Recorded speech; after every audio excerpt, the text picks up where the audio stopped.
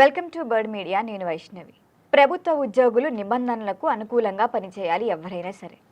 అలాగే సమాజంలో ప్రతి ఒక్కరికి కొన్ని కట్టుబాట్లు నియమాలు ఖచ్చితంగా ఉంటాయి.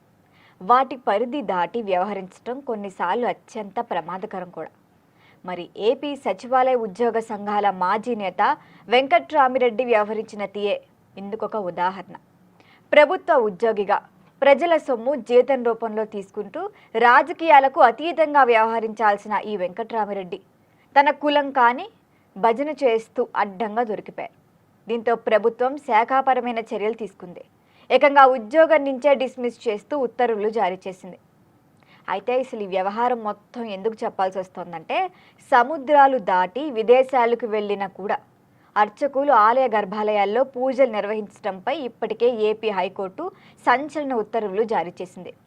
అంటే విదేశాలకు వెళ్ళి ఇక్కడికి వచ్చిన వాళ్ళు ఎవరైనా సరే అర్చకులు ఏపీ దేవాదాయ శాఖ పరిధిలోని దేవస్థానాల ప్రధాన గర్భాలయాల్లో పూజాధికారాలు నిర్వహించడానికి వీల్లేదు అనేది కోర్టు ఉద్దేశం. అది స్పష్టంగానే ఉంది. ఇక ప్రతి అర్చకులు వేద పండితులు తప్పనిసరిగా సనాతన ధర్మం ఆగమ శాస్త్ర నిబంధనలను పాటించాలని కూడా హైకోర్టు స్పష్టం చేసింది.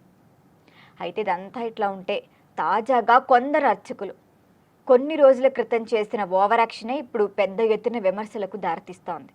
హిందూ ధర్మం పట్ల ఏమాత్రం విశ్వాసం లేని వ్యక్తి, అసలు హిందూ దేవుళ్లను కనీసం దేవుళ్ళుగా కూడా గుర్తింపు లేని కుటుంబం ఏది అంటే అందరికీ టక్కున గుర్తొచ్చే పేరు వైఎస్ కుటుంబం అని ఎవరన్నా చెప్తారు.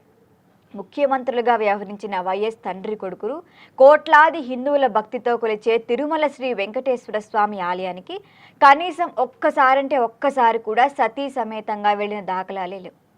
ఏకంగా తిరుమల ఆలయంలోని రంగనాయక మండపంలో వేద ఆశీర్వచనం అనంతరం జగన్ రక్షక అంటూ ఆయన సొంత పిన్ని వైవి సుబ్బారెడ్డి సతీమణి నినాదాలు చేశారంటే అసలు దేవుళ్ళ దగ్గరికి వెళ్ళారా వీళ్ళు, లేకపోతే రాజకీయ వ్యూహాలకు వెళ్ళారా తెలియట్లేదు.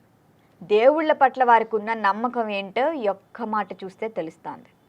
అసలు జగన్ రక్షక అంటూ తిరుమల కొండపైకి నినాదించడం ఏంటి అని కూడా అందరూ తిడిపోస్తున్నారు.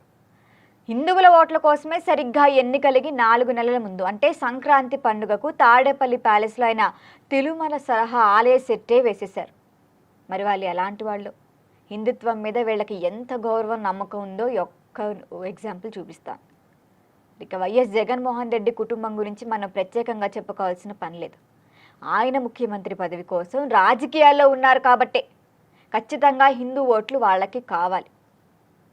అటువంటి సమయంలో తప్పని సిచ్యువేషన్లో గుడి ప్రసాదం పూజలు అంటూ పైకి కనిపిస్తారు అంతే తప్ప నటిస్తారు అనే మాట ఇంకా బాగుంటుంది. కనిపిస్తారు అనడం కంటే దేవుడి ప్రసాదం తిండు జగన్. అసలు ప్రదక్షిణ చేయమంటే వద్దు అని ముఖానే చెప్తారు. మరి వీళ్ళొచ్చి హిందూ దేవుళ్ళ గురించి వెంకటేశ్వర స్వామి గురించి మాట్లాడే అర్హత కూడా లేని వీళ్ళు అసలు దంపతులుగా ఏ ఒక్క ఆలయానికి కూడా వెళ్ళలేదు. తిరుమల సంగతి అటు ఉంచితే మరి అర్చకులు అక్షంతలు తలపై వేస్తే వెంటనే దులిపేసుకుంటారు జగన్. ఒకవేళ పొరపాటున స్వామివారి తీర్థమో ప్రసాదమో ఇస్తే గనక వాసన చూసి పక్కన పారేస్తారు తప్ప నోట్లో వేసుకోవటం ఒక్కసారి కూడా చూడాలి. ఒకవేళ ఇది అబద్ధం అని తెలిస్తే ఆ వీడియోలు ఎన్నో ఉన్నాయి బయటకు వచ్చినవి. ఆయన పడేయటం చూశారు, అసలు తాగకుండా పక్కకి నెట్టేయటం చూశారు.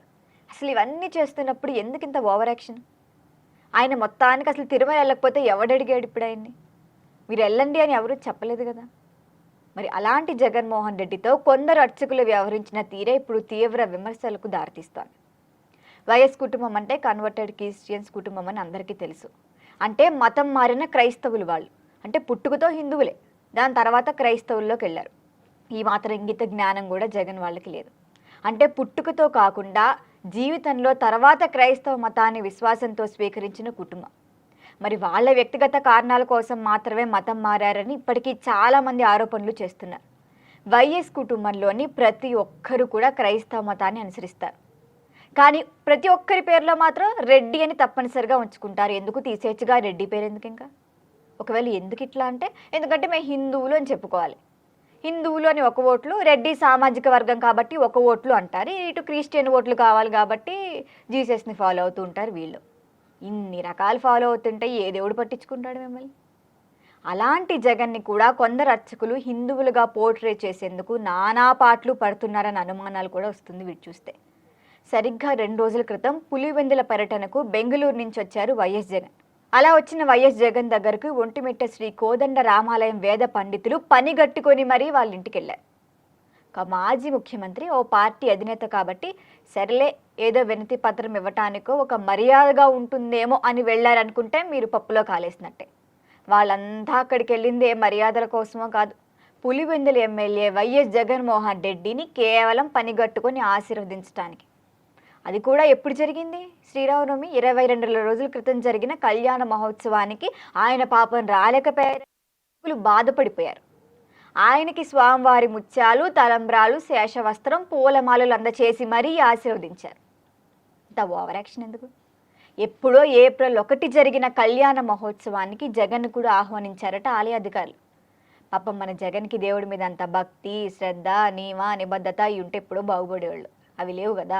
అందుకు పాపం ఆయనకి అట్లీస్ట్ దేవుడి దగ్గరికి వచ్చేంత తీరిక కూడా లేకుండా తాడేపల్లి ప్యాలెస్లో కాలు జాపుకుని కూర్చుంటారు జగన్ ఆ దంపతులు.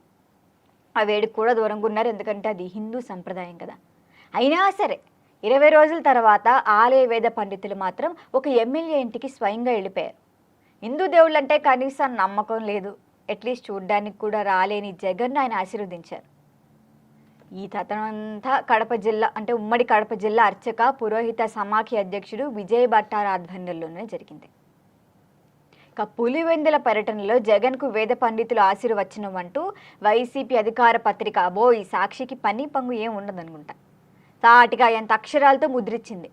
వాళ్ళు వచ్చేసారు, ఆశీర్వాదం ఇచ్చేశారు, అబ్బో దేవుడు జగన్ వెంటే ఉన్నారని.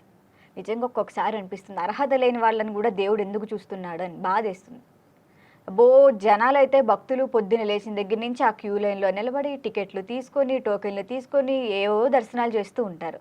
అలాంటి వాడిని దేవుడిని చూస్తాడేమో పక్కన పెడితే, అవసరం లేకుండా అసలు ఆయన మీద ఇంట్రెస్ట్ లేని మనుషుల్ని దేవుడు ఎందుకు చూస్తాడో, ఇలాంటి వాళ్ళకి ఎందుకు చేస్తారో అనిపిస్తుంది. వీళ్ళందరూ అర్హత లేని వాళ్ళే. మరి వైసీపీ సోషల్ మీడియాలో కూడా ఒక ఫోటోని పోస్ట్ చేశారు.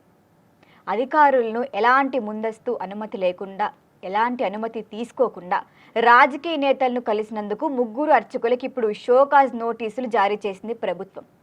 మీరు ఎవరి నుంచి అనుమతి తీసుకున్నారు, వెళ్లే ముందు ఎవరికి చెప్పారు, ఇవన్నీ ఏవి కూడా మాకు ముందుగా నోటీస్ ఇవ్వకుండా జగన్ ఇంటికి ఎందుకు వెళ్లారని కూడా అందరూ షాక్ అయ్యారు. అసలు అర్చకుల అత్యుత్సాహంపై ఆగ్రహం వ్యక్తం చేసిన ఒంటిమిట్ట ఆలయ ఉపకార్య నిర్వహణ అధికారి ఏ ప్రశాంతి సదరు 3 అర్చకులకు షోకాజ్ నోటీసులు ఇప్పటికే జారీ చేశారు. అసలు ప్రభుత్వ నిబంధనల ప్రకారం కొన్ని ప్రోటోకాల్స్ ఉంటాయి. అవన్నీ తీసుకున్న తర్వాతే ఒకళ్ళ ఇంటికి వెళ్ళినా, ఒక ఎమ్మెల్యే అయినా, ఎంపీ అయినా, ఎవరు ప్రైమ్ మినిస్టర్ అయినా సరే ఆ ప్రోటోకాల్ తీసుకున్న తర్వాతే వెళ్ళాలి. అంటే వాళ్ళ నుంచి పైనుంచి అనుమతి అఫీషియల్గా రావాలి. మరి అవేం లేకుండా బయట వ్యక్తులకు ఆలయ మర్యాదలు ఎలా చేస్తారు అని ప్రశ్నించారు. అసలు ఈ విషయం అర్చకులకు తెలియదు, అర్థంగా కలుగుతోంది. చిన్న పిల్లల ప్రతిదీ చెప్పాలా? అసలు ఈ నోటీసులకు సంబంధించి 2 రోజులుగా ఈ నోటీసులకు సంబంధించి యాజ్ ఎర్లీ యాజ్ పాసిబుల్ తగిన వివరణ ఇవ్వాలి, లేని పక్షంలో క్రమశిక్షణా చర్యలు తీసుకుంటామని కూడా అర్చకులకు ఇప్పటికే స్పష్టం చేశారు. చూడాలి మరి వాళ్ళు ఏ రకంగా వాళ్ళు ఆన్సర్ చెప్తారు, మేము ఎందుకు వెళ్ళామని ఎలాంటి వివరణ ఇస్తారని మాత్రం చూడాల్సిందే. మరి దీనిపై మీ అభిప్రాయాన్ని తెలియచేయండి. చూస్తూనే ఉండండి బర్డ్ మీడియా.